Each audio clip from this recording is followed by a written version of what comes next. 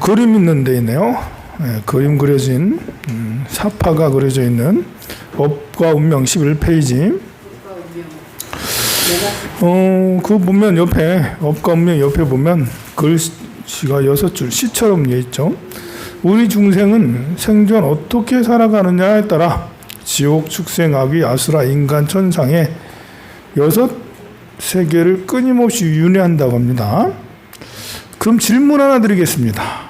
여러분은 다음 생에 무엇으로 태어나기 위한 준비를 하시겠습니까? 지옥, 악귀, 축생, 천인, 아수라. 지옥, 악귀, 축생, 천인, 아수라. 여러분들은 다음 생에 이 중 어디에 태어나고 싶나요? 여기에 태어나기 위한 준비를 하시나요? 다음 생. 다음 생은 고사하고 노후 준비도 안 하고 있는데요. 네. 다음 생을 준비하십니까? 했을 때 절에 오면 이렇게 범위가 좀 넓어져요. 절에 오면 이제 생명에 대한 범위도 넓어져서 불살생 이러면 속세는 사람만 죽이지 않으면 죄가 되지 않아요. 동물 많이 죽인다고 죄가 되지 않았었죠. 지금은 좀 달라지만. 근데 이제 절에 오면 생명의 종류가 사람 여기 우리 사람만 있는 게 아니고 천인도 있고 축생도 있고 악귀도 인정하고 지옥도 인정해. 그리고 아수라라는 그런 세계도 인정을 해요. 그래서 이 세계들을 다 관찰하는 것이 불교적 세계관이에요. 지옥, 악귀, 축생의 중생들을 다 구제해주고 싶어. 우리가 강아지를 보면서 저게 사람으로 태어나야 되는데 사람 태어나서 불법을 만나야 되는데 강아지야 일로 와봐. 나무아미타불 같이 하자. 나무아미타불. 이렇게 하는 게 이제 이렇게 우리 불제자들의 마음이죠. 불제자들의 마음. 바퀴벌레 보면서 이 바퀴야 어쩌다 저런 몸을 가졌니? 이러면서 팡 때리면서 나무아미타불 이러면서 모기야 하면서 예쁘길라 팍 부리면서 나무아미타불 이렇게. 이게 이제 불제자들. 본래 이제 보기도 죽이지 않고. 이게 불교인들은 파리채가 있어도 파리를 잘 못 잡아요. 이게 늦어. 가면서 망설이 이거 죽여야 되나 말아야 되나 이제 모기를 죽여야 되나 말아야 이게 좀 걸려요 이게. 그래서 그 모기하고 파리가 빨리빨리 도망가. 늦으니까. 왜 그러겠어요? 불살생에 대한 생명에 대한 생명이 사람만 있는 게 아니고 다른 생명도 인정하고 그걸 보호하고자 하는 마음이잖아요. 그래서 저는 그렇게 생명에 대해서도 그렇지만 시간에 대해서도 전생을 또 생각해. 내가 업장이 전생에 복을 안 지어서 지금 현재가 너무 괴로워. 내가 전생에 무슨 악업을 저질렀기 이렇게까지 힘드냐, 이렇게 안 되냐라는 게 전생을 소환하게 되죠. 지금 안 될 때. 그렇다면 내생도 생각을 해야 되는 거 아니겠어요? 내생을 생각하면 다음 생은 반드시 있다. 그러면 어떤 생을 가질까? 준비를 하죠. 노후 준비. 노후를 어떻게 준비해야 되나? 여러분들은 노후 준비해가고 있나요? 노후 준비의 일환으로 지금 불교대학에 나온 사람 있나요? 노후 준비의 일환으로 불교대학 다니는 거 훌륭한 거예요.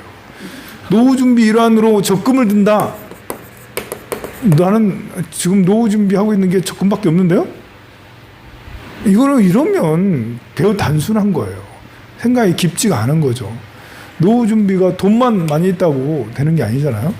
사실 노후가 나이가 들면 들수록 돈이 필요한 양이 정해져 있어요. 나이가 많은데 10억이 넘어간다. 이런 필요 없어요. 이게 나이가 70 넘고 80이 넘는 사람이 10억 넘는 돈을 가지고 뭐 할 거예요? 나이가 많으면 병원 다니고 옷 사입고 옷도 잘 안 사입고 나이 많으면 병원 좀 다니고 좀 약간 보약 좀 먹고 고기 사 먹으라고 젊었을 때부터 안 사 먹어. 나이가 많으면 많을수록 들어가는 비용이 현저히 적어요. 내 돈 내가면서 소고기 먹는 할아버지 봤어요? 없어 잘. 그 젊은 사람들은 내 돈 내가면서 회식도 막 이렇게 해가면서 고기도 많이 먹는데 나이 들면 회식도 별로 없고 돈 낼 데 별로 없어. 돈 들어갈 게 별로 없어요. 근데도 우리는 노후 자금 여러분들이 이제 75세 이후에 노후 자금은 얼마 정도 있어야 되냐고 설문조사를 해보면 다 최소한 5억 이상 있어야 된다고 얘기해. 아니에요. 다 아니에요. 5억 이상 있으면 재벌이에요, 재벌. 75세 이상 어르신이 5억 이상 돈 있으면 재벌이야. 죽을 때까지 쓰지도 못해, 그걸. 사실 1억만 있어도, 여러분들 1억도 작은 돈이 아니에요. 1억만 있어도 75세 이상은 좀 아껴서 약간 쓰면 90살까지 살 수 있어요. 아니, 진짜요. 뭐, 연금도 있고 그러잖아요. 조금씩 나라에서 주는 것도 있고. 실제로 그렇습니다.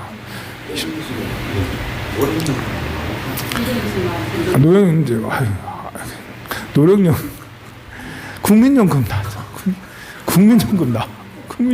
지금 어르신들은 안 나오지만 여러분들은 다 국민연금 조금 30만 원이라도 다 나와요 보면. 아니 실제로 그렇다니까. 많다고 해서 많이 다 쓰는 게 아니라니까요. 이제 그 나이 되면 이제 그렇구나. 스님의 말이 그렇구나. 이제. 근데 그래서 돈만 생각을 하면 노후를 준비하는데 실패하는 거죠. 관계도 같이 생각을 해봐야죠. 건강도 같이 생각을 하고 사람과의 관계 이렇게 점점 돈이 있다고 사람과의 관계가 좋은 건 아니거든요. 또 건강도 돈이 있다고 좋은 건 아니기 때문에. 그래서 저는 이제 이렇게 황룡사에서 하는 것들은 이 노후를 다 준비하는 그런 것들을 다 프로그램들을 다 만들어서 하고 있어요. 불교대학도 경전반도 그냥 1년 다니는 게 아니라 죽을 때까지 나이가 80이 되고 90이 돼도 또 절에 법회 나오면 불교대학은 좀 이제 더 나이 들면 하기는 어렵지만 법당에 나와서 기도하는 것은 나이가 80이 넘고 90이 넘어도 할 수가 있거든요. 그리고 건강을 위해서 산행 같은 것도 하잖아요. 내가 이렇게 좀 태국권 선방에서 할 때 좀 배워놓을 걸. 좀 배우다 말았거든요. 태권 쭉 그렇게 하다가 말았는데, 좀 많이 배우고 좀 할 걸. 그래서 여러분들한테 저녁마다 저녁 7시에 다 모이세요 해서 태극권 30분씩 이렇게 다 하고 다 해가지고 딱 그렇게 그런 프로그램 만들었어야 하는데. 아이고, 내가 요가 같은 것도 선방에 좀 했거든요. 다리 쫙 찢고 또 하고 또 이렇게 하고 이렇게 했는데 그것도 좀 가르칠 만큼 좀 해서 요가 프로그램도 만들어서 좀 하고 그럴 걸. 아유 참. 필라테스는 못 하고요. 요가나 이제 태극권 이런 것들은 기공 이런 것들은 조금만 그때 했었기 때문에 하면 되는데 대신에 이제 등산 같은 걸 하죠. 등산 산에 다니는 거 요가도 하고 태권도 조금은 했지. 너무 많은 걸 받아서 그래서 여기에 지금 뭐 그런 것들을 하고 있잖아요. 그래서 또 이렇게 나이가 들면 들수록 같이 문화가 진짜 많이 달라지고 있어요. 10년 이내에 진짜 천지개벽할 만큼 다른 것들이 생겨나고 다른 문화가 바뀌고 정말 빨리 바뀌어가고 있거든요. 장례 문화만 해도 30년 전에 장례 문화하고 지금하고 다르잖아요. 여러분들 50년 전에는 마을에서 다 했잖아요. 우리 집에서 다 장례를 치르고 했는데 어느 순간에 장례식장이 생기면서 장례식장에서 다 하는 걸로 100% 다 바뀌더라고. 근데 장례식장 문화도 지금 생각을 해보면 지금 현재 나이 50인 사람이 미혼율이 20%예요. 나이 50인 사람이 미혼율이 50%라는 게 약간 감이 안 와. 50이면 여러분들하고 비슷한 세대잖아. 근데 벌써 50세, 딱 50세 이 사람이 미혼율이 20%라고. 그럼 45세는 25%겠죠. 40세는 30%겠죠. 그러면 뭐 35세, 지금 현재 35세인 사람이 나중에 50이 돼도 40% 정도의 사람들이 미혼일 거라고. 자식 안 갖는 사람은 더 많고. 그러면 지금 20, 30대는 혼자거나 둘이거든요. 둘이라도 해도 같이 살진 않아. 다른 지역에 살거나 같은 지역에 있어도 왕래가 별로 없을 거라고. 그러면 죽어요. 예전에 사람들은 아는 사람 이렇게 많아 다니면서. 근데 지금 20, 30대 사람들은 죽으면 아는 사람이 별로 없어요. 직장도 잠깐이지 뭐 평생 직장인가. 그러니까 지금도 보면 이제 돌아가시고 나서 장례식장을 가지 않고 바로 시체 안치실에서 가만히 있다가 화장하고 가는 사람들이 몇 프로 돼요. 한 2, 3% 정도 돼요. 적지가 않아요. 그런데 해마다 이 비율이 높아질 거라고. 한 10년 되면 10% 넘게 그렇게 될 거라고요. 20년이 되면 30%가 그렇게 될 수도 있어요. 장례식장을 왜 차려? 올 사람이 없는데 비용 많이 들고. 그런 사회가 우리한테 온다고요. 그 말은 고립된 사회, 고립되어지는 그런, 일단은 이제 자식과 나와 이렇게 끈끈함은 여러분들하고 비교가 안 될 정도고, 여러분들 자식하고 여러분들하고도 이제 자식의 손주까지 이렇게 해도 끈끈함의 정도는 많이 떨어질 거고, 그래서 자식이 날 부양을 할 거라는 생각은 이미 여러분들 다 포기했어요. 그러면은 우리는 어떻게 해? 우리 어머니 아버지는 자식이 날 봉양을 했는데 우리는 자식이 우리를 봉양을 안 하면 우리끼리 만나요. 우리끼리 어려운 사람끼리, 외로운 사람끼리 우리끼리 만나서 서로 장례 치러지고 서로를 위해서 뭐 해주고 같이 밥 먹어주고 같이 해주고 이래야 된다는 거예요. 그래서 이제 이런 황룡사 같은 사찰이 진짜로 필요한 거다. 앞으로 진짜로 앞으로 더 필요한 시대가. 그래서 지금 여러분 저는 이제 10대, 20대를 공략하지 않아. 20, 30대 오지도 않지만 여기 있는 40대부터 해가지고 요분들하고 이렇게 해가지고 이게 내가 그래도 아직은 여러분들보다 조금 더 젊으니까 내가 다 보내줘야 될 사람들이구나. 이제 내가 49세 다 지내드리고 내가 다 이렇게 서비스 다 해서 좋은 데 가세요. 다 해드려야 될 그런 거구나. 라는 그런 생각을 가지고 황룡사를 이렇게 해가고 앞으로도 그런 생각으로 운영할 거거든요. 그래서 요양원을 만들고 막 그런다 하는 거고, 여기는 저 요양원이 잘 되고 나면 여기는 실버타운식으로 할 거예요. 저 요양원 해서 운영이 한 10년 내로 안정일 찾고 플러스로 이제 거기에 생긴 대출 다 갚고 나면 여기 한 7, 8년 지나고 나서 이걸 다 걸어엎고 이제 주상복합 아파트식으로 해서 실버로 해가지고, 그래서 이제 분양 비슷하게 해가지고 여기서 모여 사는 그런 걸 할 생각을 가지고 있어요. 그 10년 후의 미래니까. 네. 이제 이렇게 전세로 할 수도 있고 월세로 할 수도 있고, 어쨌든 그때 저기서 잘 되면 여기서 또 할 수도 있어요. 너무 그렇게 비관적으로 생각하지 마세요. 예, 할 수 있어요. 예, 될 수 있어요. 방법이 다 생각하면 다 되게 돼 있어요. 너무 걱정하지 마세요.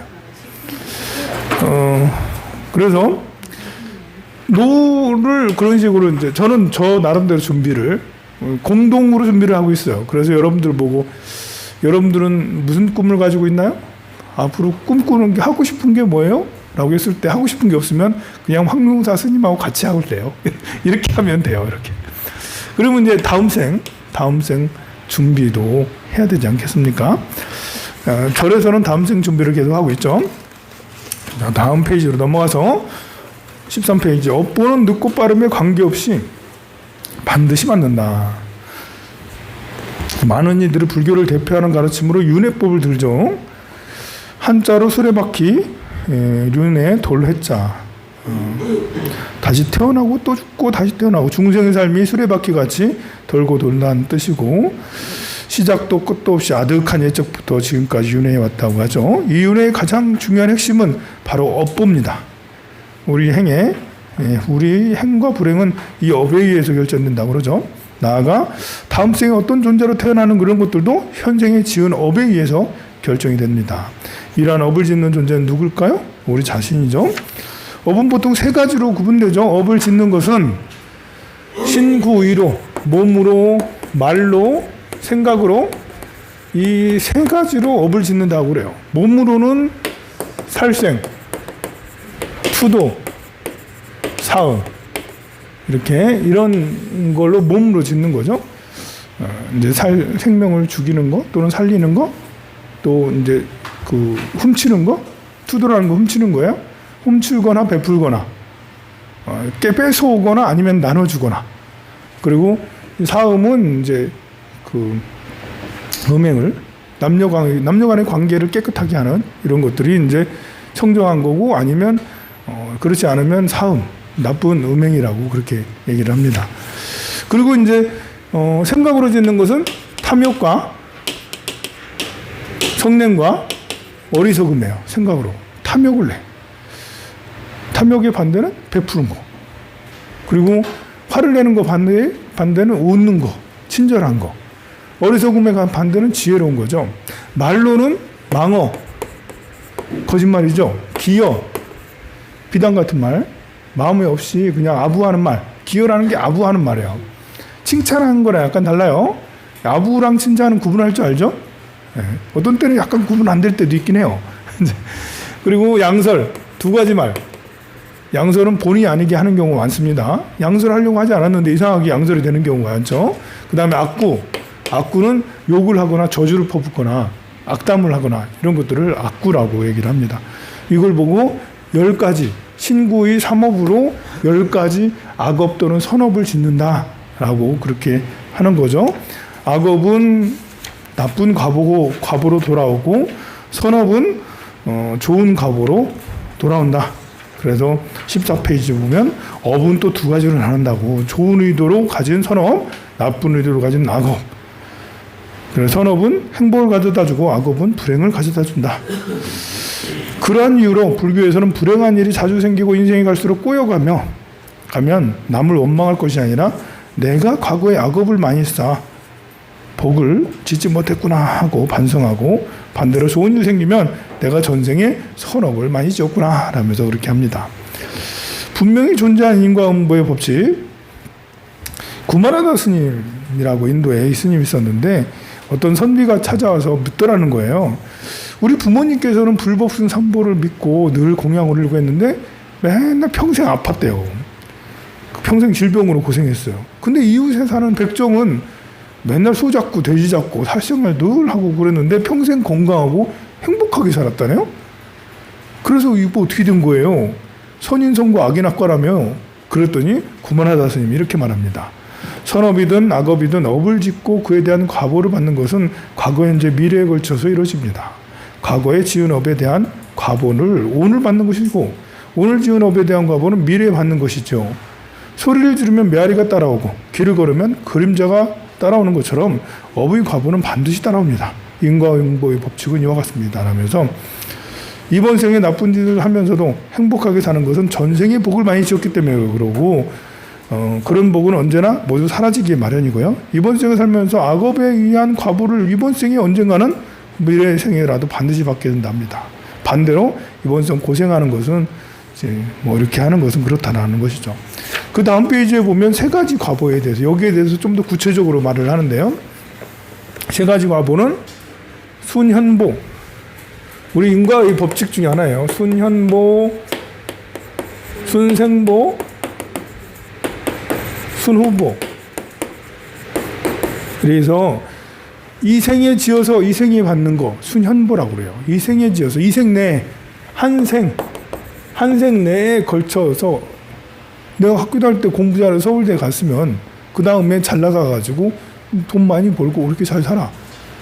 이 생에 잘해서 이 생에 받는 거죠.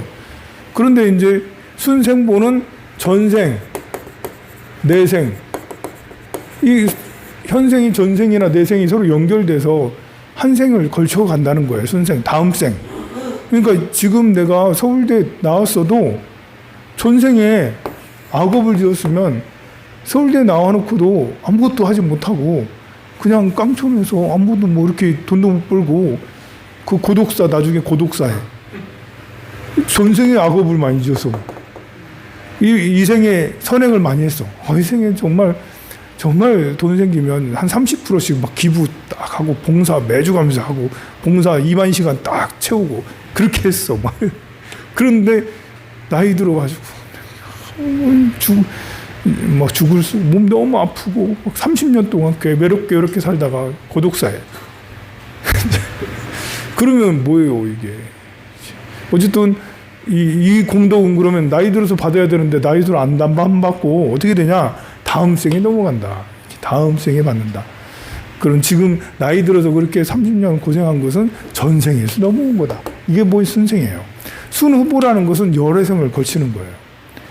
그러니까 이 생에 공덕을 쌓았는데 이 생에 다 받는 것도 별로 못 받고 다음 생도 심지어 못 받아. 다다음.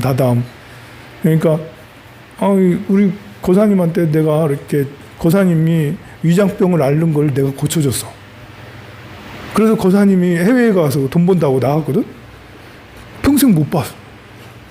내가 그 위장병으로 고생하는 이런 거를 고쳐줬는데 고사님이 은혜는 갚아야지 하는데 이래저래 살다가 해외에 살다가 한 번도 스님을 보지 못해서 그래서 다음 생으로 넘어가야 되잖아요. 다음 생도 못 만났네. 고사는 천상에 태어나고 나는 돼지가 됐어. 그건 못 만나잖아 이게. 못 만나. 그리고 또 그 다음 생은 또 다른 걸로 또 됐어. 한 10생 정도 지나서 만나니까 그때 아이고 기억은 없지만 그래도 무의식 중에 은혜는 갚을 거라고 고사님이 스님 고생하시니까 제가 절 하나 지어드릴게요. 그때 내 위장병을 다 고쳐줬잖아요. 마음속으로 해서 절을 하나 딱 지어드리고 이렇게 되는 것이 한 10생 정도 지나서 그래. 그렇게 많이 오랫동안 가는 게 순후보라고 그렇게 얘기를 해요. 그런데 그래서 이게 알 수가 없는 거예요. 이게 그 과거 현재 미래에 시간이라는 것은 우리의 인간의 시간 개념은 이 1분을 60초로 나누고 이 하루를 24시간으로 나눠서 촘촘하게 이렇게 하잖아요. 근데 사실 물리학적으로 보면 공간이 구부러져 있으면 시간도 구부러지게 되고 또 블랙홀에 들어가면 시간과 공간의 개념이 완전히 사라지잖아요. 그러니까 우리가 생각하기에는 시간이 착착착착착 맞게 들어가서 어제 좋은 일 했으면 오늘 받아야 되는 거 아니야?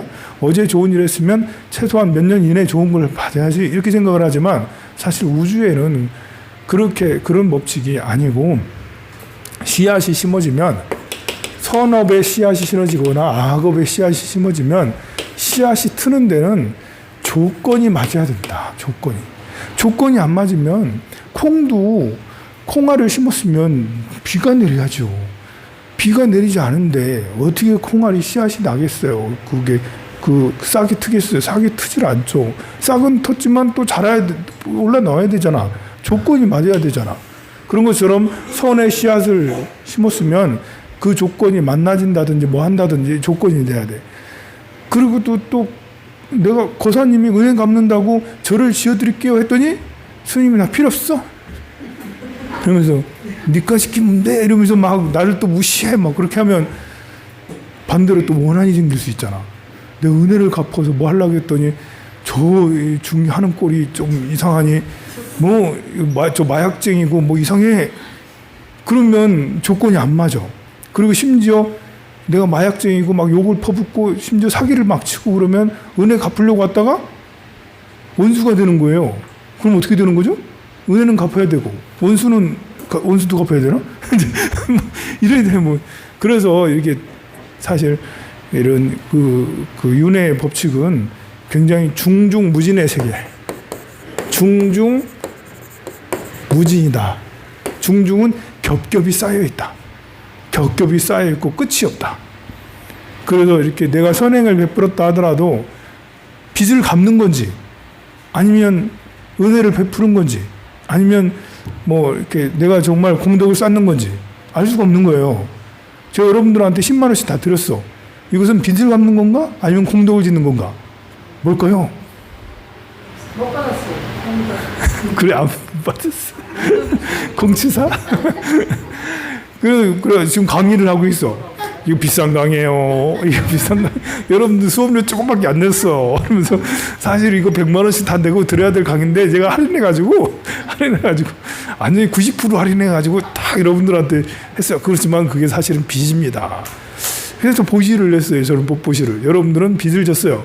근데 내가 공덕을 쌓은 건가 아니면 오히려 내가 빚을 갚은 건가? 알 수 없거든요. 왜냐하면 과거를 알 수 없는 데다가 이게 그 빚이 정도 이런 것들은 이게 계좌에 뭐 이렇게 넣고 하는 이런 게 아니기 때문에 이게 오랫동안 전생부터 넘어오는 거라서 중중무진의 세계예요. 중중. 겹겹이 쌓여져 있어요. 겹겹이 쌓여 있어요. 그래서 여기서 이런 말씀도 있습니다. 순현보, 순생보 이런 것뿐만 아니라 19페이지 보면 같이 읽어볼까요? 19페이지 처음 줄. 선업의 열매가 맺기 전까지는 아무리 착한 일을 많이 해도 당장은 행복을 맛보지 못할 수 있다. 하지만 선업의 열매가 완전히 익고 나면 그때는 반드시 행복을 맛보게 된다. 악업의 열매가 맺기 전까지는 아무리 나쁜 짓을 해도 불행을 겪을지 않을 수 있다. 하지만 악업의 열매가 완전히 익고 나면 그때는 반드시 불행을 겪게 된다라고. 그래서 여기 씨앗이 있고 조건이 맞아서 성숙을 하고 성숙이 되면 변질되는 거죠. 씨앗하고 이렇게 성숙되는 전혀 다른 것이 되는 거예요. 나중에 열매는 씨앗하고 비슷할 수는 있지만 씨앗이 싹 터서 성숙이 되는 것은 전혀 다른, 파악할 수가 없어. 아니 콩을 심었더니 줄기가 나. 싹이 터서 줄기가 나. 같아? 이게 같아요? 아니잖아요. 완전 다른 거예요. 콩 안에 내재되어 있던 것이 펼쳐져서 줄기하고 이런 싹 줄기랑 뭐 이파리랑 이런 게 막 나잖아요. 나중에 다 거두고 나서 다시 콩은 똑같지만 비슷하지만 이 사이에 있는 것들은 전혀 다르게 펼쳐지는 것들이에요. 우리가 어떤 선업을 지어서 씨앗을 했지만 이 펼쳐지는 것은 정말 어떤 것이, 아니 콩을 심었더니 이런 이 콩나무라고 하나? 콩나무가 돼서 이파리하고 줄기가 그렇게 나올 줄 어떻게 알았어? 콩하고 완전히 다른 건데. 그런 거죠. 우리가 선의 씨앗을 심든 악의 씨앗을 심든 그것이 내가 악의 씨앗을 심은 것이 이런 식으로 나타났다 저런 식으로 나타났다는 공식이 알 수가 없는 거죠. 전혀 다른 방식으로 나타나가지고 그것이 나를 돕거나 치거나 이렇게 하는데, 그래서 알 수 없기 때문에 그냥 무조건 공덕을 짓는 게 좋은 거죠. 무조건 공덕을 짓는 게. 그렇잖아요. 나한테 원수를 갚으러 나한테 칼을 들고 왔어요. 그런데 내가 칼을 안 맞을 수도 있잖아요. 자비로워서. 아니면 내가 유능해서. 내가 태권도 4단이야. 칼을 들고 왔는데 내가 태권도 4단이야. 막아. 게다가 용서해주고 밥도 주고 용서해서 감화를 해서 바꿔줘.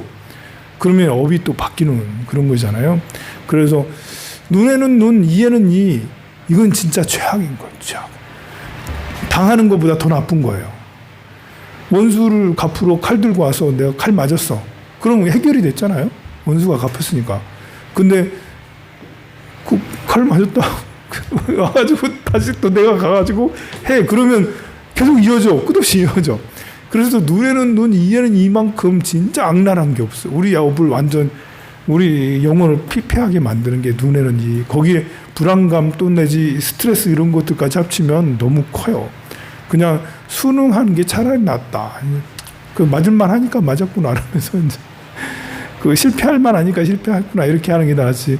눈에는 눈, 이에는 이했다가.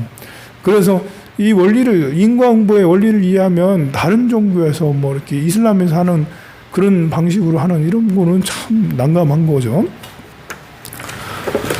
자, 이렇게 보면 여기에 다른 예시도 막 나오죠. 성급했던 의사 얘기가 나옵니다. 옛날에 어느 한나라에 왕이 있었는데요. 19페이지. 이 왕은 병이 걸려 있었는데 10년이 넘어도 낫지 않았어요. 그래서 이 병을 낫게 해주면 큰 상을 내리겠노라 했는데 시골에 뛰어난 의사가 있다는 소문을 듣고 의사를 초빙이 와서 병을 치료했습니다. 그래서 정말 고쳤어요. 근데 이 왕이 고치고 나서 포상금을 별로 안 주는 거예요. 그래서 이제 의사는 왕을 다 낫게 전부 다 재산을 다 준다고 해놓고는 안 주고 있으니까 불만이 있다가 에이씨, 저 왕이 좀 이상하네. 고향으로 돌아갔어요. 그러면 이제 알고 보니까 이 왕은 의사한테 말하지 않고 고향집에 코끼리 떼도 보내고 금은보화도 보내고 시기별로 그때 해가지고 다 보냈던 거예요.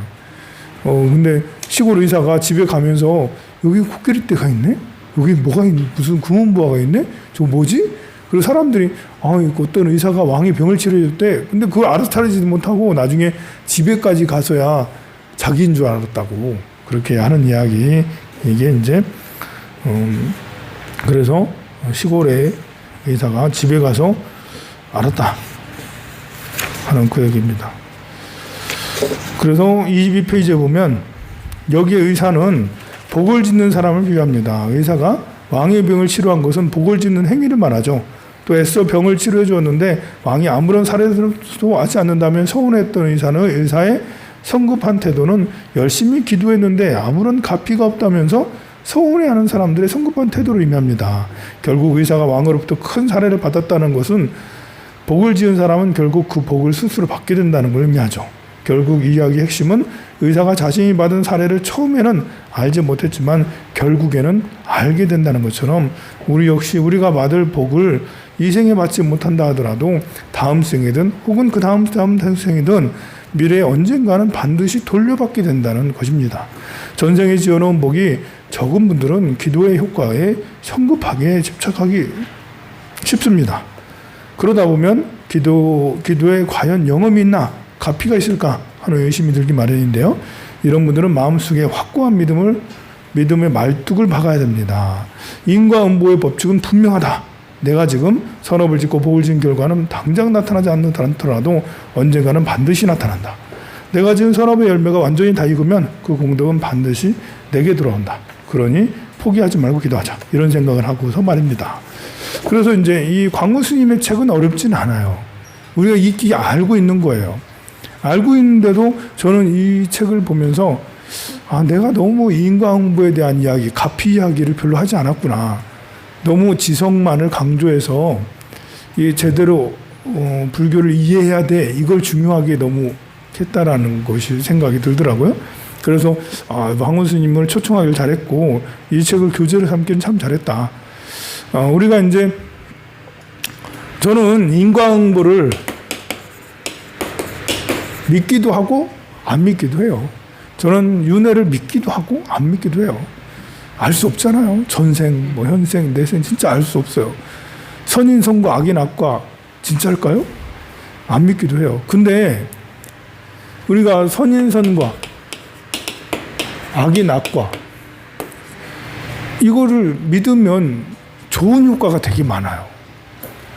우리 사람들끼리 살아가는데 선한 행동을 많이 하면 좋다는 얘기를 사람들마다 갖고 있으면 그러면 정말 이제 그 범죄율이 줄고 서로 행복해지잖아요.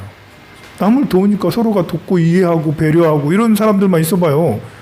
너무 좋잖아요. 그러니까 이제 인과가 이렇게 따로 작용하지 않고 다음 생 그 좋은 일 하면 반드시 복을 받는 이런 것이 아닐 수도 있지만 일단 우리가 서로 남들을 돕고 남들에게 친절하고 이렇게 하면 우리끼리 서로 행복해. 이것도 인과의 중요한 법칙 중에 하나잖아요. 선한 행동을 하면 우리가 서로끼리 행복해. 그러니까 이런 인과응보를 믿음으로 인해서 생기는 긍정적인 효과. 긍정적인 효과는 어마무시하다. 고통을 10분의 1로 확 줄일 수 있어요. 이것을 인과응보를 안 믿어봐. 안 믿으면 어떻게 되겠어요? 그냥 너는 너대로 살고 나는 나대로. 그냥 내가 잘 되는 것은 여러분들의 도움으로 잘 되는 게 아니고 내가 잘나서 잘 된 거예요. 그러니까 여러분들은 무능하기 때문에 저 벌레 같으니까 내가 짓밟아도 아무 상관이 없어. 그건 내가 잘났으니까 나는 승승장구하는 거야. 이렇게 해봐요. 그러면 1%만 행복하고 나머지 90% 이상은 너무 불행하잖아요. 인과응보가 없다고 믿으면 그런 결과를 초래해. 윤회에 대해서도 마찬가지예요. 다음 생을 믿고 나미타 부처님의 세계가 있을까 없을까? 저도 어떤 때는 아미타 부처님 극락세계 있을까? 뭐 이렇게 나도 그런 생각을 해요. 하지만 극락세계가 있다고 믿으면 달라지잖아요. 있다고 믿으면 내가 있다고 믿는다고 죄 짓는 게 아니잖아요. 있다고 믿는다고 여러분들한테 스트레스를 주는 게 아니잖아요. 극락세계가 있다고 믿는 순간부터 긍정적인 효과가 굉장히 커요. 임종을 맞이하는데도 하나도 불편함이 없고 불안함이 없어. 몸이 아파도 괜찮아. 내가 갈 데가 있어. 아미타 부처님 곁으로 갈 거야. 사람이 진짜 추한 건 이제 이게 숨이 깔딱깔딱 넘어가는데도 안 죽어. 연명치료해야 돼. 이게 진짜 추한 거잖아요. 삶의 생에 대한 집착이 많으면 많을수록 죽어지질 않아요. 그런데 내가 갈 데가 있어. 아미타 부처님 세계로 갈 거야. 나 극락세계 갈 거야. 아들아 딸아 괜찮아. 너희들은 잘 있어. 나는 갈게. 나는 극락세계 갈 데가 있어. 이러면 많이 안 아파도 나이가 들면 생명이 다할 때 인연이 다 했다라는 걸 알고 그냥 돌아가시게 돼요. 빨리 돌아가시게 돼. 심지어 아침에 밥 다 먹고 목욕 다 하고 나서 그리고 오후에 딱 돌아가셔. 이렇게 하는 것은 극락세계 이런 것들을 수행하고 나무아미타불을 하고 나는 극락세계 왕생해야지 이런 생각들을 계속 하면서 그렇게 하면 거의 대부분 그렇게 한 30%는 그렇게 죽을 수 있어요. 100%가 다 되지는 않죠. 업력들이 있으니까. 우리 여기에서 이제 15명의 사람들이 오늘부터 죽을 때까지 나무아미타불 극락세계 왕생한 정말 간절히 기도합시다.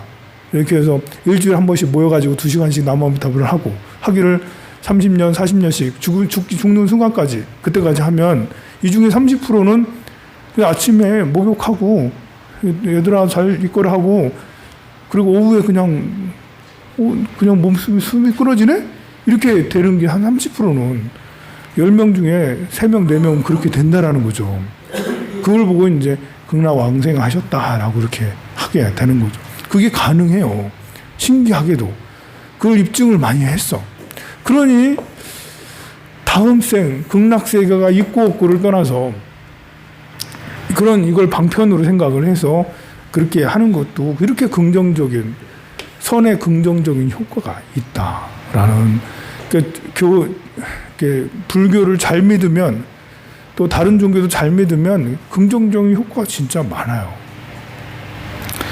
자, 그렇게 해서, 네. 그래서 광우스님의 이런 이제 인과응보에 대해서 이렇게 선한 행동을 하면 선한 것이 오고 악한 행동을 하면 악한 것이 오고 하는 것에 대해서 알고는 다 있지만 이것이 내 마음이 확고하게 자리 잡아서 반드시 그래야 된다라는 이런 내 마음의 선에 대한 어떤 체계, 선인성과 악인악과에 대한 체계가 확고하게 더 있어야 된다. 그래서 이 책이 기초이지만 우리가 착하게 살아야 된다라는 것은 3세 동자도 알지만 80세 노인도 착하게 사는 것, 바르게 사는 걸 하지 못한다고 하는 것처럼 왜 못하겠어요? 다른 생각이 많이 있으니까. 내가 바르게 살아야 돼 이런 생각에 대해서 확고하지 않으니까 다른 욕심이 더 들어오니까 바르게 사라지지 않은 거잖아요. 근데 이런 광우스님의 책을 통해서 바르게 산다, 착하게 산다, 선하게 산다, 악하게 살면 어떤 과보가 따른다, 선하게 살면 어떤 과보가 따르고 기도를 하면 어떻게 된다? 여러분들이 기도를 하면 어떤 효과가 나타나는지를 이 책을 쭉 읽다 보면 기도하고 싶어져요. 그리고 기도를 하게 돼요, 신기하게. 그런데 그런 이제 스님이 매주마다 기도하셨습니까? 기도 좀 하셔야죠. 이렇게 해가지고 여러분들이 좀 하긴 해야 될 텐데 그렇게 하고 말잖아요. 근데 이 책을 쭉 다 읽고 나면 그래 나도 해야지 라는 생각이 많이 바뀌게 된다고요. 그런 것은 기도에 대한 가피 이야기가 많이 들었기 때문에 그런 거고, 선인선과 악인악과도 많이 듣다 보면 악한 행동을 좀 덜 하게 되고 화를 내는 걸 좀 줄이고 남 얘기를 좀 줄이고 자기 자신을 수양하는 것을 더 많이 하게 되는 거예요.